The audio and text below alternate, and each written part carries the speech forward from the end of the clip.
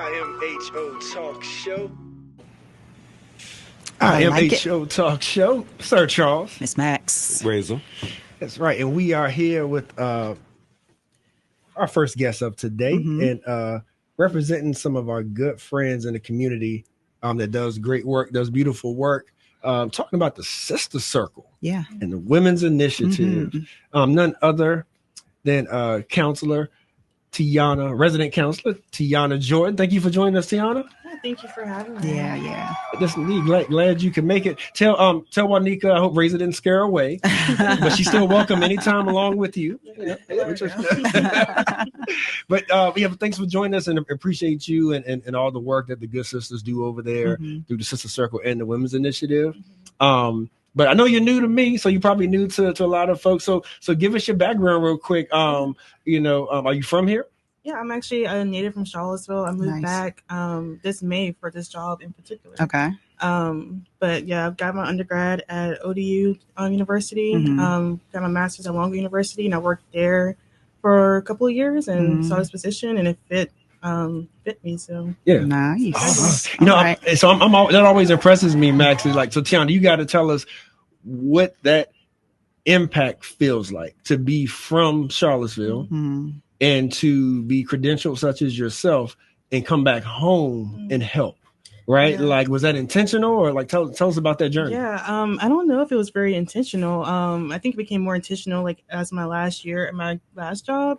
I always wanted to kind of give back to my hometown, but I didn't know like which way. Like, was it if it was just volunteering? But I guess like within my work, and I just seen that a lot of Black women and BIPOC individuals, they don't really access mental health care, and I was like, it didn't just seem what's going on in Charlottesville. That kind of like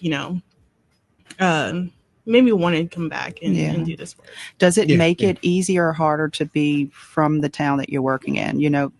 And I think about it from the perspective of some of the people that I grew up with are coming to my office to seek help. And so, I imagine for some, it would be nice to see a familiar face and someone that they could possibly relate to. And then for others, it's like, I don't know if I necessarily want to be vulnerable with someone who knows me so closely and be up in my business. Yeah. Big facts. Yeah, I would say that's definitely a challenge coming back and working at home because, being a native, I do see a lot of people that I know here. But the thing about like, the border counseling, and we have this code of ethics that we have to follow. Yeah. So I can't see anybody that I know. And if they want to see me, I'll just have to refer them to someone else. But that's just to kind of, create, not to have dual relationships. Nice. Yeah. You don't want any conflict of interest and all that stuff. Trust me, I know all about that. Let me share a quick story, Miss Max. Okay. So I have a friend that I grew up with that became a police officer. Okay. And I saw him one day, and I was like, man, why don't you, come such and such sometime? He'd be like, now, bro, I cannot hang out there because I am, what do they call it? Because I am a mandatory reporter now. A mandatory report. Look, I'm telling. That's what that means. Yes. I'll come if you want me to snitch. Yeah. So Tianna, so tell us a little bit about what brings you here today. So what do they have you leading up and, stomping the grounds for over at the Women's Initiative? Yeah, I guess we'll just start with my role at the Women's Initiative. I'm a Sister Circle therapist, but I'm also the outreach and education coordinator for the Women's Initiative and the Sister Circle program. And the reason why I'm here today is just to share more about our upcoming offerings so we can get more people, in the doors and just kind of make it, bringing that or breaking down those barriers for mental health care. Okay. Good stuff. And I know there's a couple of events you guys have coming up here for, especially I guess as it relates to Black History Month, and I know there's ongoing initiatives that you want folks to know about and come out. So tell us a little more about your programming. Yeah, so we have right now we have this 4-week clinical group called Honoring Ourselves with Boundaries, and it's a space for people who are probably prone to people pleasing or have difficulty saying no. It's space to learn how to, create boundaries and implement those and practice those. And that's co-facilitated by myself and another Sister Circle therapist, Kishara. Okay. Another program that we have is the Sister Circle Yoga and Meditation, which is led by Juanica. And that's every first and third Wednesdays at 6:30 p.m. And then we also have Tianna West African Dance, which is led by Miss Lily. Mm-hmm. And that's every Tuesday at 6:30. Now he has a nickname for her. Oh, yeah, we know Miss Lily. We know. Okay, awesome. I haven't had the chance to meet her yet, so I'm hoping I do soon. Yeah. Okay, let's see. Let me go back. So for the creating boundaries group meetings that you have, if you could dive into that a little bit more and give us a kind of a deeper explanation of what all goes on there, because I'm thinking about boundaries, and I need to set boundaries for myself. Like, and when I say myself, I mean like what I should and should not do. Like, does that make sense? Yes. Not like how I will respond to other people, but for me, what my boundaries for me are. Do you set boundaries for your children? Yes. Okay. For yourself though, this is, they have a request or they have a want, need, desire. I'll set a boundary for me as to what things I will and will not do. And then there's boundaries, at work and with family and in my neighborhood. Yeah. Talk about it. Yeah. Great question. And it's different types of boundaries too. We talk about that in our group. So yeah, you can definitely set boundaries with your children with like, okay, like, you know, maybe have some mommy time. Okay. Like after 8 p.m., after the kids are down, this hour is for me. But yeah, different types of boundaries. So there's material boundaries. So if you want to share your possessions or things with people, a time boundary. So how much time are you willing to spend with certain people, or how much time do you want for yourself, and saying yes or no to that. Boundaries with family. And I'm not sure, but I know for a lot of Black families, there's this level of enmeshment where we're very much involved with each other, and there's not enough individuality, and we feel like we have to like overgive or overdo, and it's a cultural thing, and it's nothing wrong with that, but it's just knowing your limits, and that's what boundaries is about. It's like, what are my limits, what is my capacity, and how can I value and respect myself in these relationships.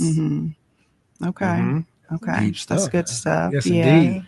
Yeah, we are talking to Tianna Jordan of the Sisters Circle, part of the Women's Initiative, and their mission is to meet the mental health and wellness needs of Black and BIPOC women and all community members who identify across the African diaspora and reside in the Charlottesville area. And great program to reach out to. Like, so I know that that's sort of the general target audience, like, but does it get even more specific than that? Like, are there certain, say like demographics or backgrounds or experiences that you really want to try to help, you know, like women who may have been through certain experiences, or is it open to all BIPOC women? You can come and participate. Yeah, I would say it's a bit of both. Like we may have certain programs or offerings for, you know, the general BIPOC women dealing with anything, and then we might have some more specific. So maybe one's more focused on grief, or more focused on I don't know, stress or anxiety, or just needing more friends. So I think it depends like what we offer, because we offer different things throughout the year. But yeah, it's just a circle in general, just for any Black and BIPOC woman who wants to be a part. Thank you. I think Razor has a comment or question. Oh, I'm sorry. Thank you for coming today. I do have a question. All right. Because I know that in our community, we don't have an abundance of what used to be the age group called grandma. Now it'd be great grandma, great grandma, you know. Where can a young lady find that balance between what you said of setting boundaries and using it as a caveat to not be accountable for anything? Because if you become a mom first and you don't feel like dealing with the aggravation, and then you say, look, I need some mommy time, y'all gonna respect my boundaries, but at the same time, you have kind of turned your back on what your responsibilities were first before you started setting your boundaries. And if you don't have people to give you discipleship, I'm afraid that if you don't have people to give you the correct discipleship, then we will be in a worse situation trying to bring people to a place of peace, because they didn't know how to operate in this new power development that we're making space for. Yeah, that's a great question. So kind of what I'm hearing is like your concern is about people start setting boundaries where they forget the responsibility of being a mom or being a wife or things like that. And if it would create more like a loose responsibility and a loose, nobody's like kind of tending to that. I think that's one part of it. And then I think the other part was like, sounds something like accountability, like who's going to keep you like accountable for these boundaries. Is that kind of what I'm hearing? Well, I think for the first part, just speaking of for myself and not the Women's Initiative, I think what people think about boundaries is that like you are creating like a lot of distance and creating trying to see I don't know, I'm trying to say boundaries are not a bad thing. It's more about like protecting like your peace and your values in a way. And yeah, I think what I'm hearing Razor say is that by creating more structure when we talk about boundaries for ourselves, we don't want to lose structure or have lack of structure in other areas of our life. So if I were to tell my kids I need some me time, give me an hour or so, but then I'm expecting them to occupy themselves in that time frame by being on the device or, going outside to play and who knows where they are and what they're doing, who they're doing it with. And so I think that what I understand this to mean is that while we can set these boundaries and structures for our lives, there's a deeper level of planning that also has to take place to make sure that everything is it's a cohesive decision where the boundaries can be served, but the other things that are kind of operating independently of it, and I guess also interconnected with it, are also functioning and or operating in a way that they should be for the better of everyone involved. Right. And flexibility as well, right? Yeah. Well, Charles, I watched it happen in the black male lifing. community. Okay. And this is why I say this. It may have sounded like I was attacking females, but I wasn't. I was looking at what happened to us as black males. When they had the war on drugs, there was a large incarceration of black males who had children. And when they came home, everybody told them, take time to get yourself together. And what that left us was women taking care of the households, front, back, inside, outside, and then everybody pointing fingers as to why the kids are running them up when mom was trying to do everything, right? I know a lot of times it sounds like I'm blaming women, but I'm trying to keep y'all from going through what has destroyed us, because the black males, and Charles hate when I say stuff like this, the black males have been dismantled so much as a whole in its totality that if this happens to y'all, the black race, the black family is gone. And if people who are funding certain organizations can do it through our women, then it's more acceptable in the black community. There's not one black child that doesn't have a black mom, even if she's not there, right? So if mom is unhinged any further, the government has already became her husband and her daddy. You know what I'm saying? Society has told our black women as a whole, you don't need a man. Like you can do everything by yourself. You don't have to, all these different things that pretty much, if we look back and see what was done during the slavery times, it's happening again. It's just polished up a whole lot better, right? So now the mindset of our women is horrible, I mean, and honestly, and I don't want us to come and say, look, we're trying to find something that's a safe haven, that ultimately it's already pulled the black older males away from the women. Now you're getting ready to pull the women away from the children. Now, how can we survive when we got three different entities that need one another that are not connected anymore? I can hear that. I mean, I want to interject too. Is like you make great points, like, but those are also some blanket statements as well, right? Like it's not a one size fits all, right? But ultimately, though, the whole accountability is big. It's big. Yeah. Like I look at a lot of our young brothers and our young sisters, and I think about like the mentors, right? It's like sometimes, we all need freedom to be ourselves and grow into ourselves. Everybody and everything has a season, but at the same time, it's like sometimes you'd be like, need someone that can pull them by the coattail and just be like, whoa, like it Yeah, just slow down a little bit. Yeah. Like it ain't what you perceive it to be all the time. You know what I mean? Like, so those layers and structures within our community, and particularly with your work, with our women and our sisters is definitely of value. Can I make one more point? We need a brother circle. Who's doing the brother circle? I just wanted to say that I heard, well, I do understand the point that Razor made. I heard the resources that you described, Tianna, a little bit differently, and it wasn't for me necessarily gender specific. First of all, I just want to acknowledge that the things that you're offering are needed because not everyone knows or understands the concepts of the services that you're offering. I mean, I'm thinking about myself. I can even think about my mom.